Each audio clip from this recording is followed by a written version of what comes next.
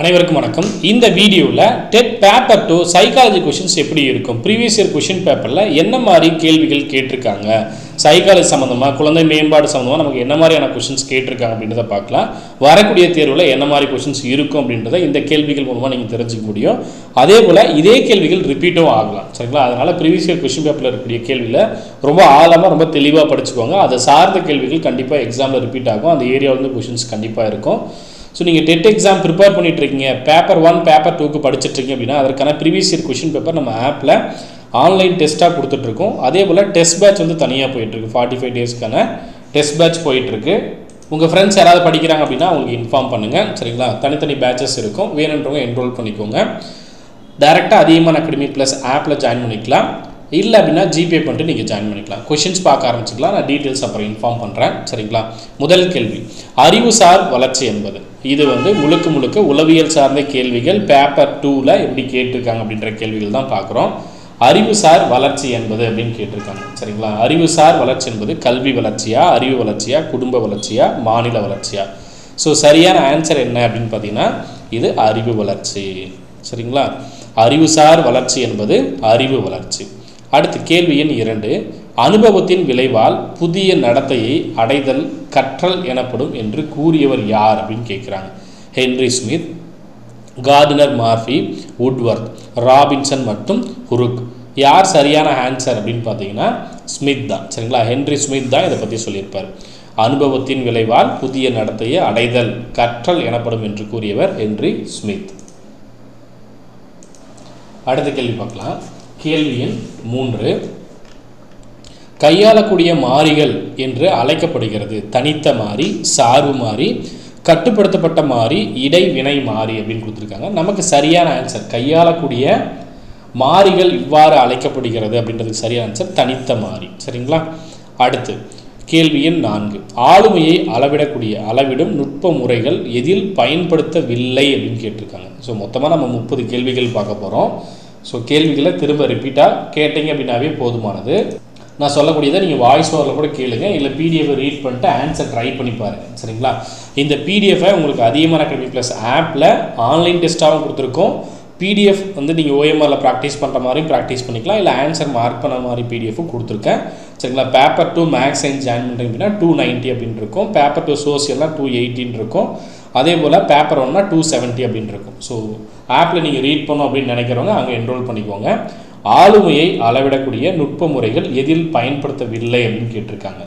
நமக்கு சுயசரிதை, தனியால் ஆய்வு, தர அளவுகோல், அதே போல் அறிதலை அறிந்துணர்தல் அப்படின்னு கொடுத்துருக்காங்க. சரியான ஆன்சர் என்னது? அறிதலை அறிந்துணர்தல். ஆப்ஷன் டி சரியான ஆன்சர். அடுத்த கேள்வி, பீல் என்பது கூற்றுப்படி கல்வி உளவியல் என்பது according to Peel. So educational psychology அப்படின்றது என்ன அப்படின்னு கேட்டிருக்காங்க. கல்வி அறிவியல், உளவியல் அறிவியல், கல்வியல் கலை, உளவியல் கலை அப்படின்னு கொடுத்துருக்காங்க. நமக்கு சரியான ஆன்சர் என்னது? கல்வி அறிவியல். பீல் என்ன சொல்லியிருக்காரு? கல்வி அறிவியலை தான் கல்வி உளவியல் அப்படின்னு சொல்லியிருக்காரு, சரியா? அதே போல் ஒரு தனி மனிதனின் உடல் வளர்ச்சியை மற்ற வளர்ச்சியும் நிலைநிறுத்துவது எது அப்படின்னு கேட்டிருக்காங்க. கேள்வி எண் 6, மரபு, சுற்றுப்புறம், உணவு, அதே போல் மரபு மற்றும் சுற்றுப்புறம். நமக்கு சரியான ஆன்சர் என்னது? மரபு மற்றும் சுற்றுப்புறம், சரியா? என்ன கேள்வி? ஒரு தனி மனிதனின் உடல் வளர்ச்சியையும் மற்ற வளர்ச்சியும் நிலைநிறுத்துவது எது? மரபு மற்றும் சுற்றுப்புறம். அடுத்த கேள்வி எண் 7, ஒரு மனிதனின் 2 செயல் நோக்கங்களான சுயநல முனைப்பு மற்றும் பொதுநல முனைப்பு முதலில் முன்மொழிந்தவர் யார்? Hudson, David Hume, John Locke, Thomas hop.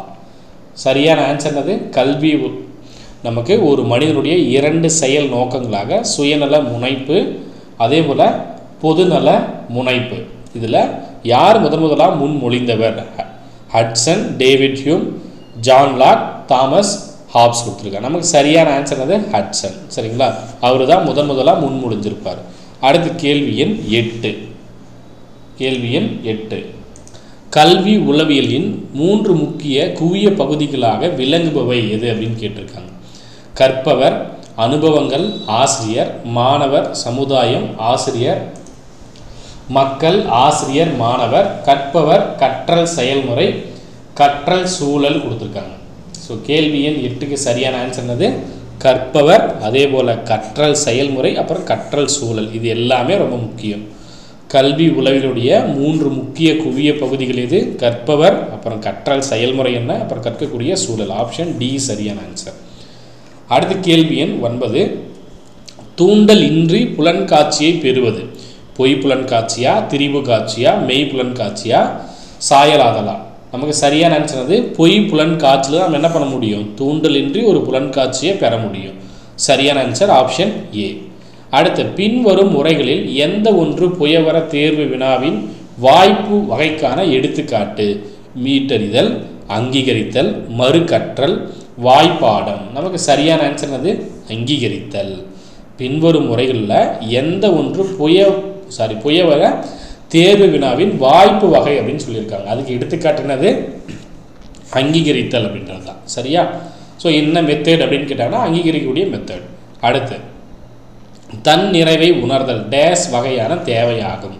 உடல் சார்ந்த, பாதுகாப்பு வகையான, சமூக உளம் சார்ந்த, அப்புறம் அறிவாற்றல். சரியான ஆன்சர் வந்து தன் நிறைவை உணர்தல் அப்படின்றது என்ன வகையான தேவை? உடல் சார்ந்ததா, பாதுகாப்பானதா, சமூக உளம் சார்ந்ததா? சமூக உளம் சார்ந்தது. ஆப்ஷன் சி சமூக உளம் சார்ந்தது தான் தன் நிறைவை உணர்தல். அடுத்து, ஒரு முக்கிய பேச்சு குறைபாடு.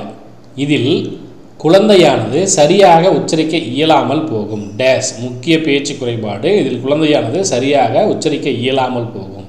மழலை சொல், விரைந்தொழித்தல், தெற்றி பேசுதல், திக்கி பேசுதல். நமக்கு சரியான ஆன்சர் என்னது? விரைந்து ஒழித்தல். சரிங்களா? விரைந்தொழித்தல் அப்படின்றது வேகமாக சொல்கிறது. சரியா? அடுத்து, வளர்ச்சி மற்றும் முன்னேற்ற செயல்முறையானது நடைபெறுவது டேஸ் குமர பருவம், குழந்தை பருவம், குழவி பருவம், வாழ்நாள் முழுவதும். வளர்ச்சியை அதே போல் முன்னேற்ற செயல்முறையானது எப்போதுலையும் இருக்கும்? வாழ்நாள் முழுக்க இருக்கும். லைஃப் லாங் இருக்கக்கூடியது தான். வளர்ச்சி மற்றும் முன்னேற்ற செயல்முறையானது வாழ்நாள் முழுக்க இருக்கக்கூடியது. அடுத்து, மன வெளிச்சிகளை கட்டுப்படுவதற்கான சிறந்த முறை எதுன்னு கேட்குறாங்க. நிலை மாற்றமா, அடக்கி வைத்தலா, என்ன குடி இருக்கையா, அதே போல் உணர்ச்சி தூய்மையா? நமக்கு சரியான ஆன்சர் அது நிலை மாற்றம். மன வெளிச்சிகளை கட்டுப்படுவதற்கான சிறந்த முறை அப்படின்னு பார்க்கும்போது நிலை மாற்றம். அடுத்து, சுய கருத்து என்ற வார்த்தை உண்மையில் யாரால் முன்மொழியப்பட்டது? Lecky, Donald Super, Ausubel, Kohlberg.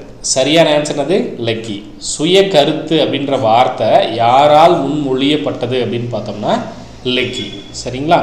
அடுத்து, குற்றம் சார்ந்த அண்டையர்கள் மனநோய் ஏற்படுவதற்கு ஓர் டேஸ் காரணியாக கருதப்படுகிறது. உளவியல், உடல், சமூக, உணர்ச்சி. நமக்கு சரியான ஆன்சர் அது குற்றம் சார்ந்த அண்டையர்கள் மனநோய் ஏற்படுவதற்கு எது காரணமாக இருக்கக்கூடியது? சமூகம், சோசியல். சரியா? சமூக காரணியாக கருதப்படுகிறது. அடுத்து, டேஸ் என்பது குவியும் அல்லது விரியும் அல்ல மற்றும் அது 2 கூறுகளையும் கொண்டது. டேஸ் என்பது குவியும் அல்ல, விரிவும் அல்ல மற்றும் அது 2 கூறுகளையும் கொண்டது. ஸோ தெளிவாக படிங்க, அப்போ தான் சரியாக ஆன்சர் பண்ண முடியும். குவியும் அல்ல, விரிவும் அல்ல மற்றும் அது 2 கூறுகளையும் கொண்டது. சிந்தித்தலா, நுண்ணறிவா, ஆர்வமா, ஆளுமையா? சிந்தித்தல். அதுதான் சரி, திங்கிங் தான். சரியா?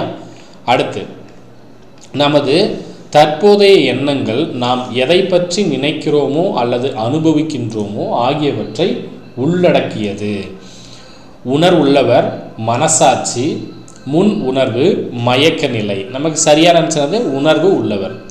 உணர்வு உள்ளவர் நமது தற்போதைய எண்ணங்கள் நாம் எதை நினைக்கிறோமோ அல்லது அனுபவிக்கின்றோமோ ஆகியவற்றை உள்ளடக்கியது. உணர்வு உள்ளவர். அடுத்து, விரிந்த சிந்தனை கீழ்கண்ட எதற்கு வழிவகுக்கும்? பழைய கருத்துக்கள் மற்றும் கருத்துக்கள் ஆலோசனை, எளிமையான கருத்துக்கள் மற்றும் ஆலோசனை, புதிய படைப்புகள் மற்றும் கண்டுபிடிப்புகள், பழைய கண்டுபிடிப்புகளில் குழப்பத்தை விளைவிக்கும். நமக்கு சரியான ஆன்சர் என்னது? விரிந்த சிந்தனை அப்படின்றது எப்போவுமே என்ன பண்ணும்? புதிய படைப்புகள் மற்றும் கண்டுபிடிப்புகளுக்கு வழிவகுக்கக்கூடியது. சரிங்களா? அடுத்து, அகக்காட்சியை டேஸாக புரிந்து கொள்ளலாம். கேள்வி எண் 20. அகக்காட்சியை டேஸாக புரிந்து கொள்ளலாம். திடீர் சிந்தனை எழுச்சி, அதன் பிறகு தாமத சிந்தனை எழுச்சி, விசை மிகு சிந்தனை எழுச்சி, திட்டமிட்ட நடத்தை மாற்றம். நமக்கு சரியான ஆன்சர் என்னது? திடீர் சிந்தனை எழுச்சி. அகக்காட்சியை டேஸாக புரிந்து கொள்ளலாம். சரியான ஆன்சர் திடீர் சிந்தனை எழுச்சி. அடுத்த கேள்வி எண் 21. பரிசோதனை என்பது டேஸ் உற்று நோக்கல் ஆகும். கட்டுப்பாடற்ற, கட்டுப்படுத்தப்பட்ட, நிபந்தனையற்ற, அதே போல் திறந்த. நமக்கு சரியான ஆன்சர் அது கட்டுப்படுத்தப்பட்ட. பரிசோதனை அப்படின்றது கட்டுப்படுத்தப்பட்ட உற்று நோக்கல். சரியா, கண்ட்ரோல்டாக இருக்கிறது. அடுத்த கேள்வி எண் 22. மனமுறிவுக்கு வலுத்தாங்குதல் ஒரு முக்கிய காரணமாகும் அப்படின்னு சொன்னது யார் என்று கூறியவர் யார்? லாடார், பாரோன், நியூமன், அதே போல் கீடேட்ஸ். சரியான ஆன்சர் யார்? லாலார்ட். சரிங்களா, ஓகே. மனமுறிவுக்கு வலுத்தாங்குதல் முக்கிய காரணம் அப்படின்னு சொன்னது யார்? டாலார்ட். ஓகே, அதை நோட் பண்ணிக்கோங்க. அடுத்து கேள்வி எண் 23. டேஸை பயன்படுத்துவதால் குருட்டு மனப்பாடத்தை தவிர்க்க முடியும். குறிப்புகள், உதாரணங்கள், கற்பித்தல் உதவிகள், பாட புத்தகங்கள். சரியான ஆன்சர் என்னது? கற்பித்தல் உதவிகள். எதை பயன்படுத்துறது மூலமாக நம்ம குருட்டு மனப்பாடத்தை தவிர்க்க முடியும்? கற்பித்தல் உதவிகள், டீச்சிங் எய்ட்ஸ். சரிங்களா, அதே போல் அடுத்த கேள்வி 24. அறையினுள் உள்ள அனைத்து பொருட்களையும் உட்கிரகிக்கின்ற ஒருவருடைய திறன், கவனம், கண்டுணர்வு, கவன வீச்சு, அதே போல் உணர்வு. சரியான ஆன்சர் என்னது? அறையில் இருக்கக்கூடிய அனைத்து பொருட்களையும் உட்கிரகிக்கின்ற ஒருவருடைய திறன் அப்படின்றது கவன வீச்சு. ஆப்ஷன் சி, கவன வீச்சு. அடுத்து கேள்வி எண் 25. பிரச்சனைக்கான தீர்வு என்பது எதற்கான உதாரணம்? முயன்று தவறி கற்றல், பழமை ஆக்க நினைவுறுத்த கற்றல், உள்ளொளி வழி கற்றல், கருவிசார் ஆக்க நினைவுறுத்த கற்றல். சரியான ஆன்சர் அது உள்ளொளி வழி கற்றல். Option C. பிரச்சனைக்கான தீர்வு என்பது எதற்கான உதாரணம்? உள்ளொளி வழி கற்றல். அடுத்த கேள்வி எண் 26. ஒரு மனிதனின் ஆட்டமானது குறிப்பிட்ட தருணங்களில் சார்ந்திருப்பது. சூழ்நிலை மற்றும் கல்வி, திறன் மற்றும் சூழ்நிலை, மரபு மற்றும் சூழ்நிலை, மரபு மற்றும் திறன். நமக்கு சரியான ஆன்சர் என்னது? மரபு மற்றும் சூழ்நிலை. சரிங்களா, மரபு மற்றும் சூழ்நிலை. ஒரு மனிதனுடைய நாட்டம் அப்படின்றது குறிப்பிட்ட தருணங்களில் எதை சார்ந்திருக்கக்கூடியது? அவனுடைய மரபு, அவனுடைய சூழ்நிலை. இதை நோட் பண்ணிக்கோங்க. அடுத்து கேள்வி எண் 27. என்ன கொடுத்துருக்காங்க? குமர பருவத்தினரின் மனவெழுச்சி இடையூறுகளை சமநிலைப்படுத்த உதவக்கூடிய வழி அப்படின்னு கேட்டிருக்காங்க. ஆப்ஷன் என்ன? தனிநபர் வழிகாட்டல், குழு வழிகாட்டல், நெறிசார் அறிவுரை பகர்தல், சமரச அறிவுரை பகர்தல். சரியான ஆன்சர் என்ன? தனிநபர் வழிகாட்டல். குமர பருவத்தினுடைய மனவெழுச்சி இடையூறுகளை சமநிலைப்படுத்த உதவக்கூடிய வழி தனிநபர் வழிகாட்டல். Option A.